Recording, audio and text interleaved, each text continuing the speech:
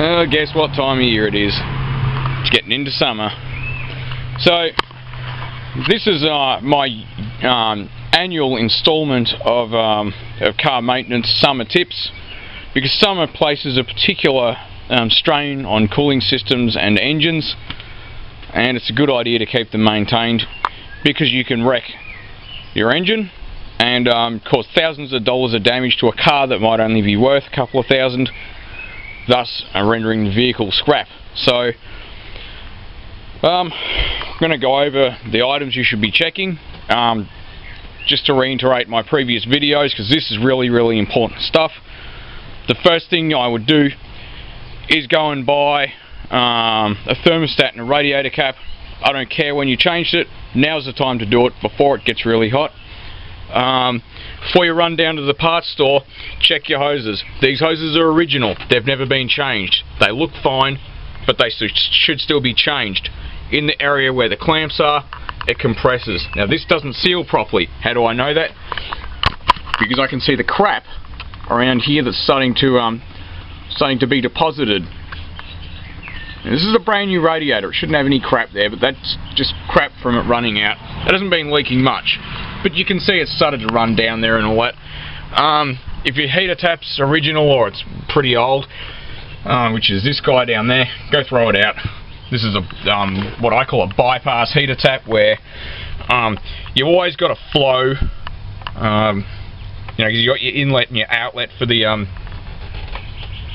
heater core, and all the tap does is basically just go, it just basically bypasses the heater core, and you still got a flow, you know, between these two lines at all times, and either it's flowing, you know, basically through here and out there, without actually verifying the look of it.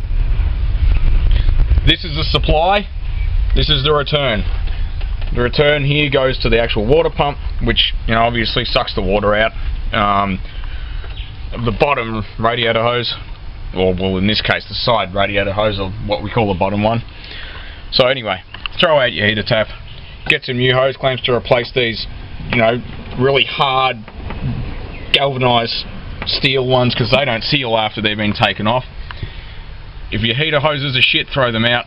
Probably should throw them out if they're original anyway, because there's not really that much under the bonnet to change. Other tips: reverse flush the heater core. So reverse flushing would mean, this is the supply, this top one here with the restrictor in it's a supply, that's your return. You got to take that hose clamp out, take the brass restrictor out, and you should be putting water in the return, and it comes out the supply. If your heater core is a real old piece of crap and the car's like from the 70s, be very careful with how much pressure you put through the heater core, because they are known to burst under the dash, and then you'll have to possibly pull the complete dash out of the car. What else? Coolant. You should really run it, because not running coolant's a very bad idea. Coolant stops the formation of the bubbles in the cooling system on hot surfaces of the engine, i.e. the water jackets, or cylinder walls if you want to call them that, things like that. And in the cylinder head, around the exhaust valves get really hot, and yeah, you want the little bubbles are a momentary loss of coolant contact, so it raises the boiling point, which doesn't mean boiling like boiling water in a stove. Like when you simmer a pot and you get the little bubbles forming, that's what it's there to stop. The little simmering bubbles, if you like. 50-50 mix of coolant to water. Don't use a premix, because there's always so much water sitting in a motor, even if you drain it out completely, unless it's got a block plug that's removable. These things have one. You know, you kind of have to remove it to get the required amount of coolant in there anyway. I can't remember where it is on this, you know, consult your workshop manual. I think someone said it's under the NOx sensor plug or something you pull out, and that's your block drain. I don't know. I mean, you know, correct me if I'm wrong, or if someone knows definitely where it is. And I think it's different for VR versus VS, Ecotech versus what. But anyway, buy yourself a coolant hydrometer. If you don't own a coolant hydrometer, how do you know how strong the coolant mix is in the cooling system? They're less than $10 from Repco or Autobahn or whatever, and it's a hydrometer. As I said, it measures the specific gravity of the mix of ethylene glycol and water.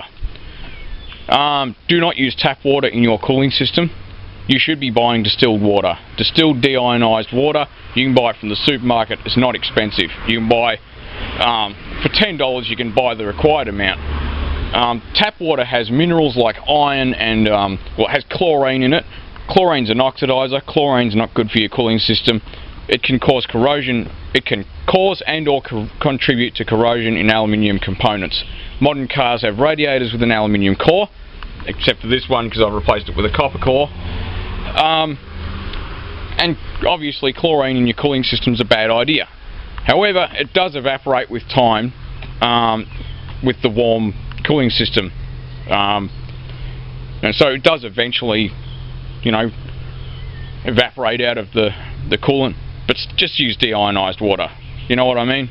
Like when you're topping up a battery, don't cheap out on it. You know, you might get longer than you should out of the battery if you use distilled water, because anything with minerals in it, you know, it's not a good idea to put in your battery. It causes shorts, if you like, conductive kind of condition in there. And this battery's a real old piece of crap too. It's at least 5 years old minimum. So yeah, that's my maintenance tips.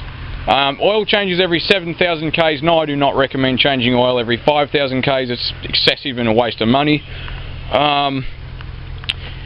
You should be using oil that is suitable for the vehicle. If you've got an older vehicle, you know, like a flat tappet engine, I suggest you use something that's designed for a flat tappet engine, because modern engine oil will not work. Well, engine oil for a modern vehicle that's designed for the above will not work in an older vehicle. Generally, you'll cause excessive wear in the camshaft lobes because it hasn't got as much lubricity as the older oil does.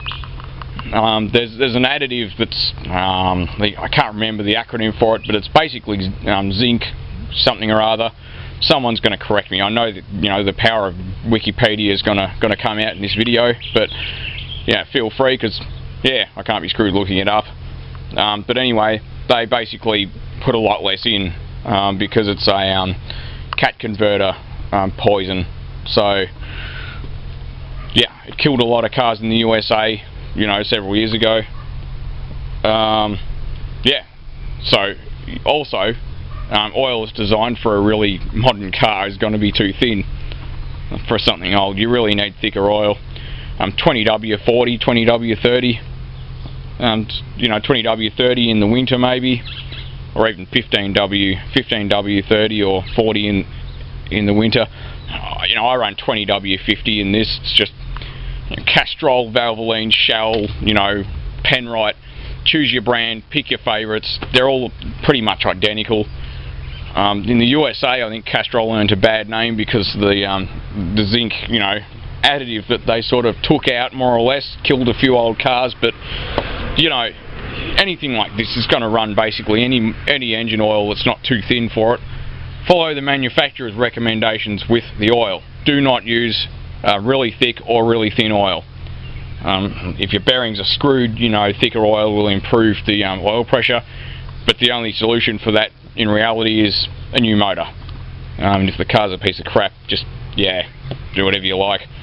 But you know, all these tips are designed to keep your cooling system and your engine in top condition. While you're at it, check some of your vacuum hoses and stuff. Are they loose? Are they hard? You know, throw them out if necessary. If the car's on LPG, you know, be careful about bleeding the cooling system, because you know, you get an airlock in there and, you know, it may not, you know, you may get a frozen converter or excessive air in the cooling system. And by the way, if you don't bleed the cooling system correctly, using the bleeder nipple and procedures provided, or stated I should say, the air will circulate with the coolant and it will cause cavitation. Cavitation has the ability to destroy several components in your engine, including the water pump and the water pump housing and possibly even damaged cylinder heads on alloy head engines. Air circulated under high velocity, such as in a cooling system, is like sand. It eats metal away. You know, I can't even tell you the number of cars that I've worked on where no one's ever bled the cooling system correctly, and you know, you get bits of material that look like they've been blowtorched, like they're gone. They look like they've been eaten away, and that's why they have these coolant recovery bottles. Partially. And this brings me to my next point of this fairly long, rambly video. Do not dispose of your coolant on the ground or in a drain. You should be taking it to one of the generally free recovery centres. I think even tips in Australia tend to do it. Ethylene glycol is a deadly substance that has a half-life of, I think it's 500 years or 1,000 years or something. So it takes a really long time to break down. It's really bad for your health, and you should not just pour it on the ground. It doesn't make good weed killer. It's sweet. If you've ever accidentally, you know, had it splash in your face, you'll know that. Coolant's deadly to animals and children, so do not leave it lying around. Do not put it in cordial bottles. Label it as poison. You should be disposing of it as soon as possible. Do not have deadly substances that are sweet hanging around your house. Very, very bad idea if you've got children, because it looks like lime cordial and it's sweet. Children have been known to drink a litre of it, not even realise it's deadly. So yeah, don't taste the coolant to check the level of coolant to water ratio. Buy a hydrometer. You can't tell based on how sweet it is whether it's got enough coolant in there or not. The only way to accurately tell is with a hydrometer or a proprietary coolant tester that actually boils a sample of the coolant and measures the temperature said boiling occurs at. So if you know, and they're worth a fair bit of money. If you're not going to buy one, just buy an old-fashioned hydrometer for $10. It's an essential piece of equipment for servicing vehicles. Just because it looks green and pretty, or pink and pretty if you like, don't mean it is. Plenty of times I've gone up to a car with nice green coolant, whacked the hydrometer on it, and it doesn't even register on the scale. So, and by the way, brings me to my next point. Coolants are not compatible. When you mix coolants that are incompatible together, it will form a green sludge in your cooling system, and it will block your radiator, and it will destroy your engine. Do not mix coolant. Do not mix different types of coolant in the same brand. Do not mix different brands of coolant of the same type. You know, they're not compatible. They all use different formulas. Like engine oil. Don't mix engine oil. Don't mix greases. They're not compatible. And if you read the back, it'll even tell you that. So, you know, this concludes my rambly video. Thanks for watching.